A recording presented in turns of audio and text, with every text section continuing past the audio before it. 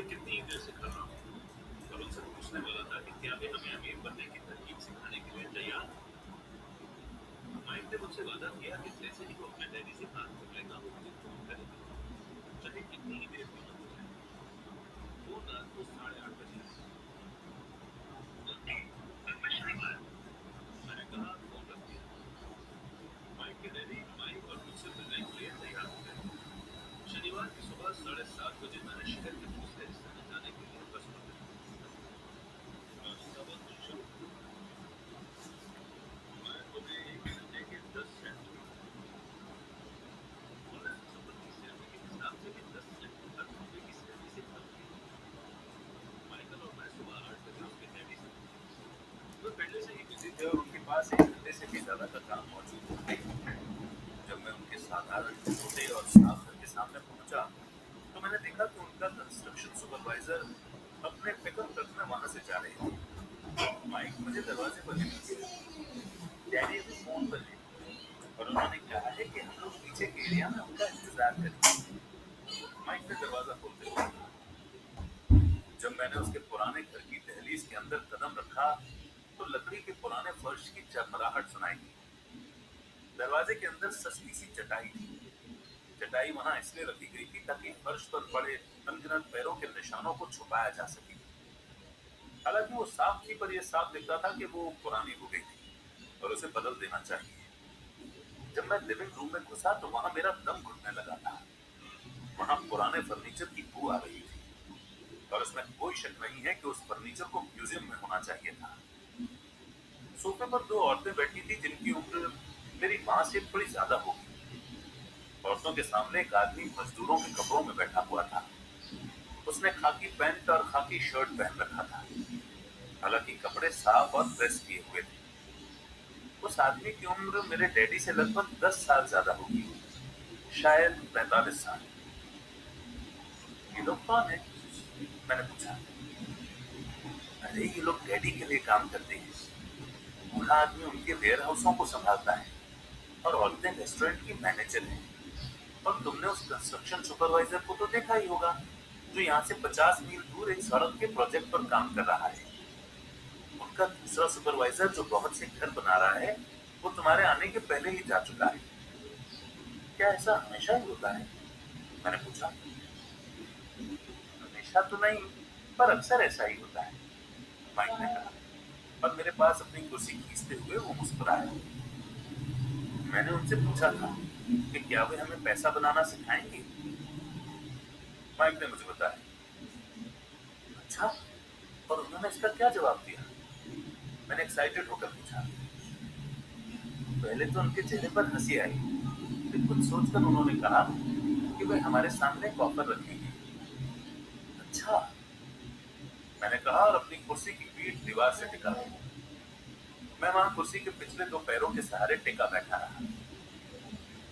Mic ने भी ऐसा ही किया। क्या तुम्हें पता है वो कौन सा ऑफर देने वाले हैं? मैंने पूछा। नहीं, पर हमें जल्दी इसका पता चल जाएगा।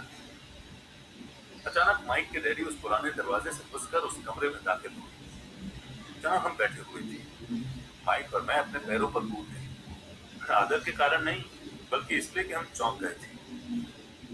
तो बच्चों, तैयार? माइक के डैडी ने एक कुर्सी हमारे पास खिसकाते हुए पूछा। हमने अपने सिर हिलाए और अपनी कुर्सियों को दीवार के पास से खींचकर उनके सामने रख दिया। वे एक लंबे चौड़े शरीर के मालिक थे, लगभग 6 फीट ऊंचे और वजन करीब 90 किलो होगा। मेरे डैडी इससे ऊंचे थे, लगभग इसी वजन के, और माइक के डैडी से 5 साल बड़े। वे लगभग एक जैसे ही थे, हालांकि दोनों एक ही प्रजाति के नहीं थे। हो सकता है कि उनकी एनर्जी एक सी हो। माइक का कहना है कि तुम पैसा कमाना सीखना चाहते हो। क्या ये सही है रॉबर्ट? मैंने तुरंत सहमति में अपना सिर हिलाया, हालांकि मुझे थोड़ा सा डर भी लग रहा था। उनके शब्दों और मुस्कुराहट के पीछे बहुत ताकत थी। अच्छा, ये रहा मेरा ऑफर। मैं तुम्हें सिखाऊंगा, लेकिन मैं ऐसा क्लासरूम के स्टाइल में नहीं करूंगा। अगर तुम मेरे लिए काम करोगे तो उसके बदले में तो मैं तुम्हें सिखाऊंगा, और तुम मेरे लिए काम नहीं करोगे तो मैं तुम्हें नहीं सिखाऊंगा। अगर तुम काम करते हो तो मैं तुम्हें ज्यादा तेजी से सिखा सकता हूँ, और अगर तुम सिर्फ बैठकर मेरी बातें सुनते हो जैसा कि तुम लोग स्कूल में करते हो, तो इससे मेरा समय बर्बाद होगा। ये मेरा ऑफर है, इसे या तो मान लो या फिर वापस लौट जाओ। क्या मैं पहले आपसे एक सवाल कर सकता हूँ? मैंने पूछा। नहीं, इसे या तो मान लो या फिर वापस लौट जाओ। मेरे पास बर्बाद करने के लिए फालतू समय नहीं है। अभी ढेर सारा काम पड़ा हुआ है। अगर तुम में तुरंत फैसला करने की क्षमता नहीं है तो तुम कभी पैसे कमाना नहीं सीख पाओगे। मौके आते हैं और चले जाते हैं, इसलिए तुरंत फैसला लेने की एबिलिटी एक इम्पोर्टेंट स्किल है। तुमने जैसा चाहा था वैसा एक मौका तुम्हारे सामने मौजूद है। अगले 10 सेकंड में या तो पढ़ाई शुरू हो जाएगी या फिर ये हमेशा के लिए खत्म हो जाएगी। माइक के डैडी ने चिढ़ाने वाली मुस्कुराहट के साथ कहा। मंजूर, मैंने कहा। मंजूर, माइक ने कहा। बहुत बढ़िया। 10 मिनट में मिसेस मार्टिन आ जाएंगी। उनसे बातें करने के बाद मैं तुम्हें उनके साथ भेज दूंगा और तुम लोगों का काम शुरू हो जाएगा।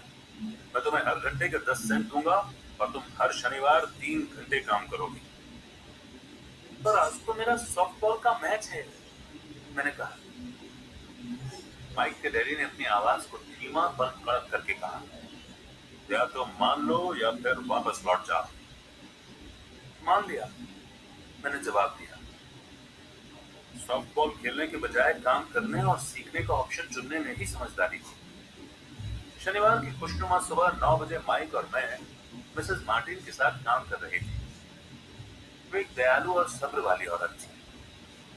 वे हमेशा कहा करती थी कि माइक और मुझे देखकर उन्हें अपने दोनों बच्चों की याद आ जाती है, जो बड़े हो गए थे और दूर चले गए थे। हालांकि वे दयालु थी, पर वे कड़ी मेहनत में विश्वास करती थी, और इसलिए वे हमेशा काम करती रहती थी। वे बहुत कड़क मैनेजर थी।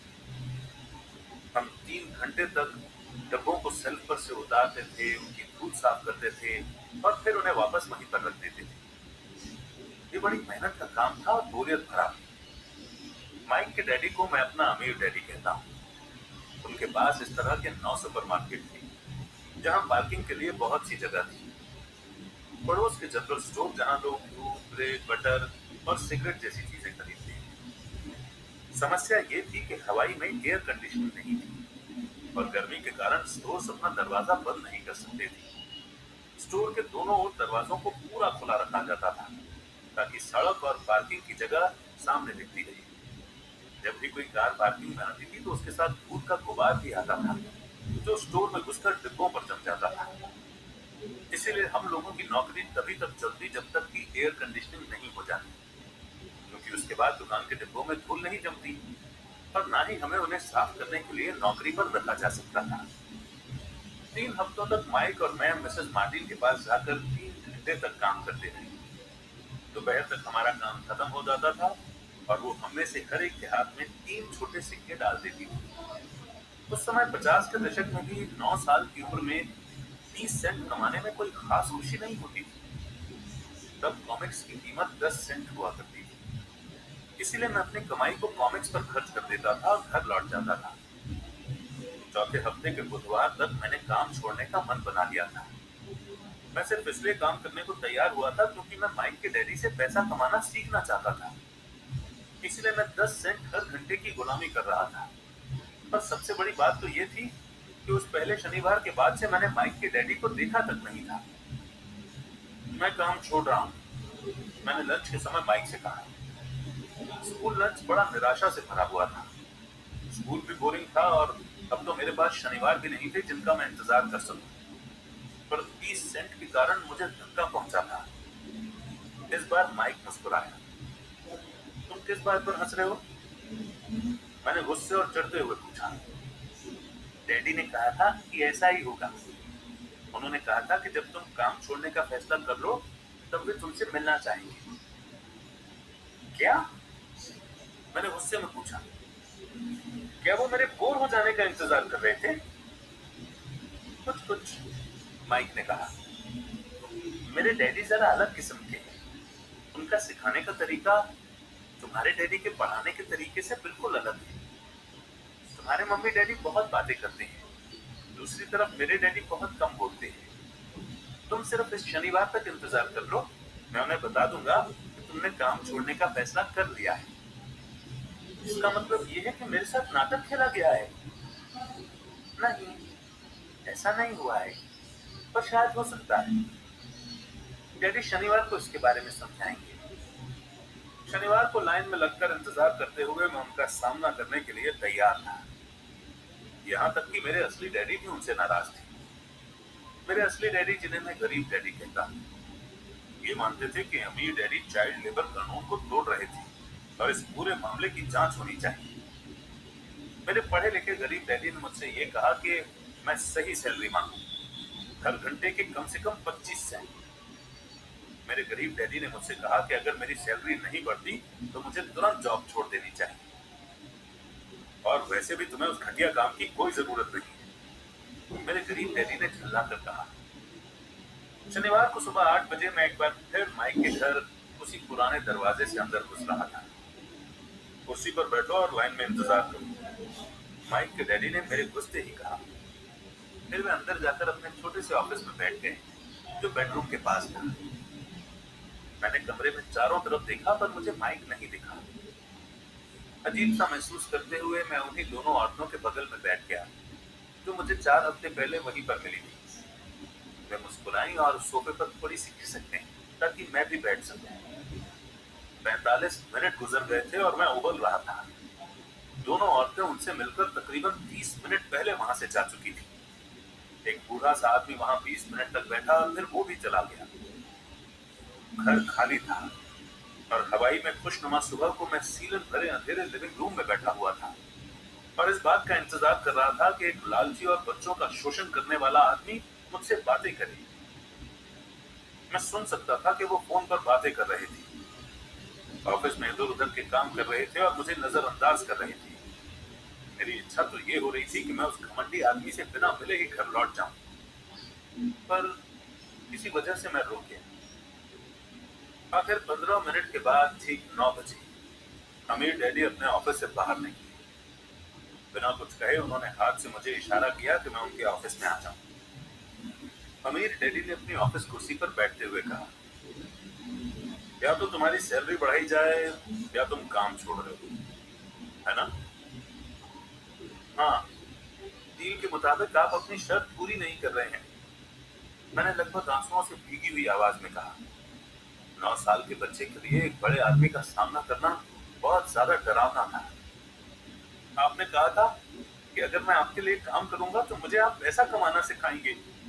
अपनी तरफ से मैंने आपके लिए काम किया है, मैंने कड़ी मेहनत की है।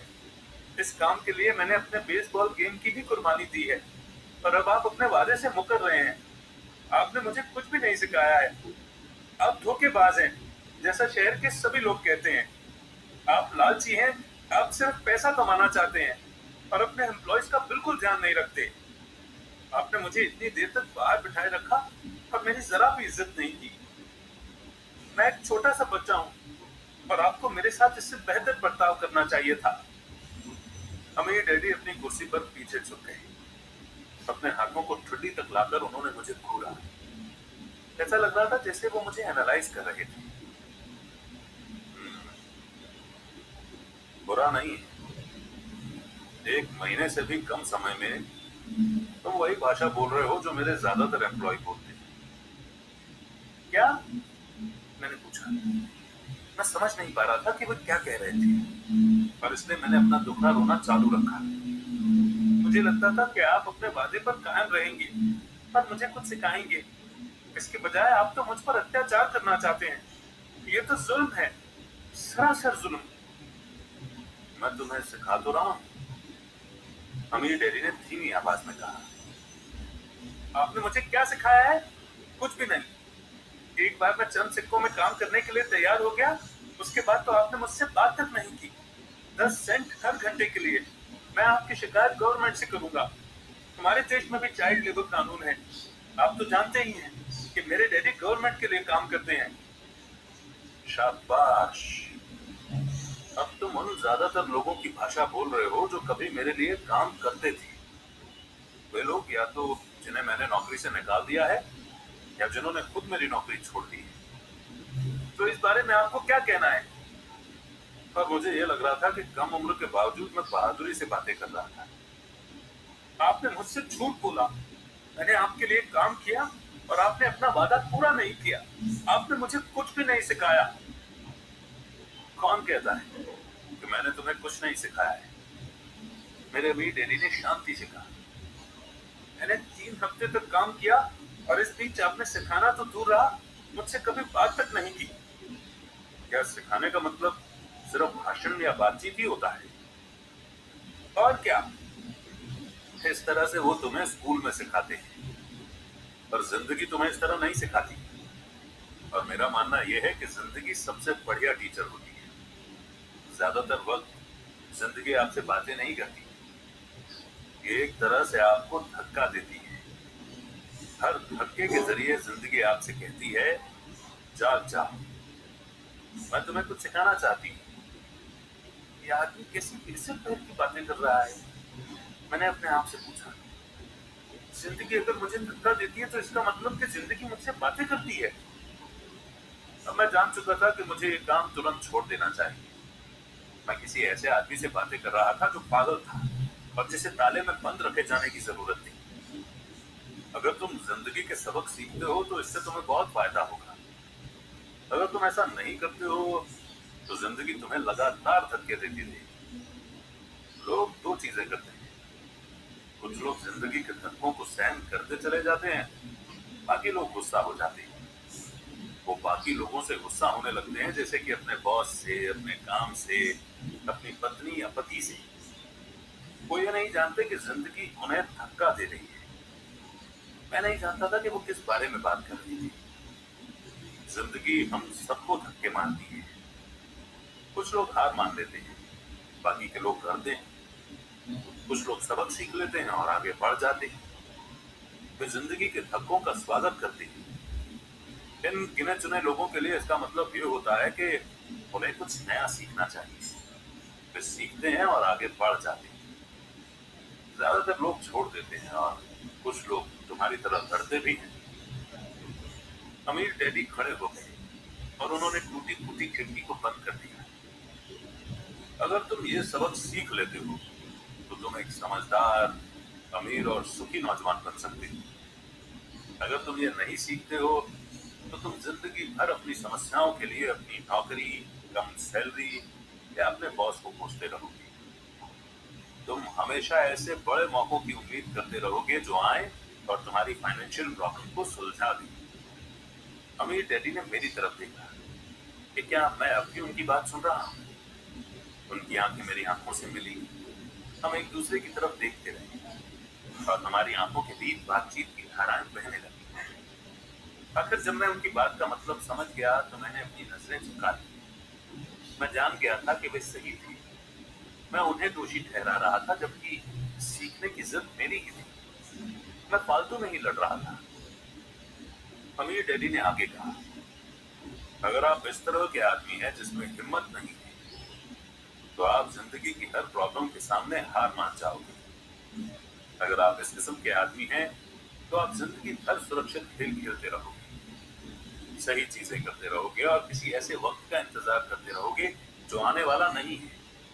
और फिर आप एक बोरिंग बुढ़े की तरह मर जाएंगे। आपके बहुत से दोस्त होंगे जो आपकी सिर्फ इसलिए तारीफ करेंगे क्योंकि आप एक मेहनती और भले आदमी हैं। आपने अपनी जिंदगी सिर्फ गेम खेलने और सही चीजें करने में गुजार दी। पर सच बात तो ये है कि आपने जिंदगी की प्रॉब्लम्स के सामने घुटने टेक दिए थे। आप रिस्क मोल लेने की कल्पना तक से डरते थे।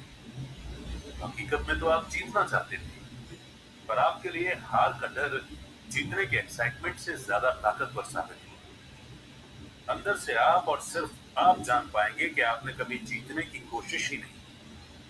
आपने सुरक्षित खेल खेलने का ऑप्शन चुना। हमारी नजरें एक बार फिर मिली। 10 सेकंड तक हम एक दूसरे की तरफ देखते रहे, पर एक बार फिर मैंने तभी नजरें हटाई जब मैं उनकी बात का मतलब समझ गया। आप मुझे धक्का दे रहे थे? मैंने पूछा। कुछ लोग ऐसा कह सकते हैं।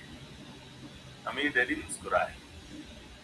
मैं तो यही कहूंगा कि मैं तुम्हें जिंदगी का स्वाद चखा रहा था। कैसा स्वाद? मैंने पूछा। मैं अब भी गुस्सा था, पर अब मेरी जानने की इच्छा भी जाग गई थी और अब मैं सीखने के लिए भी तैयार था। तुम दोनों ऐसे पहले लोग हो जिन्होंने मुझसे पैसे बनाने की कला सीखने की रिक्वेस्ट की। मेरे पास 150 से भी ज्यादा एम्प्लॉइज हैं, पर उनमें से एक ने भी मुझसे पैसा कमाने की कला के बारे में कभी नहीं पूछा। वे मुझसे नौकरी मांगते हैं, सैलरी मांगते हैं, पर पैसा बनाने की कला नहीं सीखना चाहते। तो ज्यादातर लोग इसी तरह अपनी जिंदगी के सबसे बेहतरीन साल पैसे के लिए काम करने में बर्बाद कर देंगे और आखिर तक ये कभी समझ ही नहीं पाएंगे कि दरअसल वे किसके लिए काम कर रहे हैं। मैं पूरा ध्यान लगाकर उनकी बात सुनता रहा। तो जब माइक ने मुझसे कहा कि तुम पैसा कमाने की कला सीखना चाहते हो, तो मैंने एक ऐसा कोर्स तैयार किया जो असली जिंदगी के करीब था। मैं बोलते बोलते थक जाता, पर तुम कभी मेरी बात का मतलब नहीं समझ पाते। इसलिए मैंने फैसला किया कि तुम्हें जिंदगी के थपेड़ों का स्वाद चखा दिया जाए, ताकि तुम मेरी बात सुन भी सको और समझ भी सको। इसी कारण मैंने तुम्हें 1 घंटे के 10 सेंट दिए थे। तो 10 सेंट हर घंटे काम करने के बाद मैंने क्या सबक सीखा? यही कि आप घटिया हैं और अपने एम्प्लॉइज का शोषण करते हैं। अमीर डैडी अपनी कुर्सी पर पीछे की तरफ झुकते हुए जोर से हंसने लगे। जब उनकी हंसी बंद हुई तो उन्होंने कहा, अच्छा होगा अगर तुम अपने सोचने का नजरिया बदल दो। मुझे समस्या मत मानो, मुझे दोष देना छोड़ दो। अगर तुम सोचते हो कि तुम्हारी समस्या मैं हूं, तो तुम्हें मुझे बदलना होगा। इसके बजाय अगर तुम्हें यह लगता है कि तुम्हारी समस्या तुम खुद हो, तो तुम खुद को बदल सकते हो, सीख सकते हो और ज्यादा समझदार बन सकते हो। ज्यादातर लोग चाहते हैं कि दुनिया का हर आदमी बदल जाए, बस हम खुद ही ना बदलें।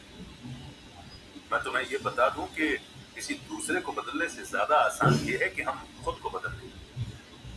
मैं आपकी बात ठीक से समझ नहीं पाया। अपनी प्रॉब्लम के लिए मुझे दोष देना छोड़ दो, अमीर डैडी ने बेचैन होकर मुझसे कहा। पर आपने मुझे सिर्फ 10 सेंट की ही सैलरी दी, तो तुमने क्या सीखा? अमीर डैडी ने मुस्कुराकर पूछा। यही कि आप घटिया हैं, मैंने शरारत भरी मुस्कान के साथ कहा।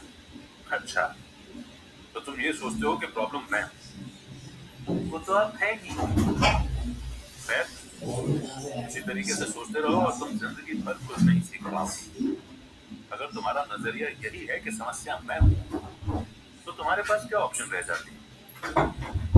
अगर आप मेरी सैलरी नहीं बढ़ाते या मुझे ज्यादा इज्जत नहीं देते, तो मैं काम छोड़कर चला जाऊंगा। ठीक कहा।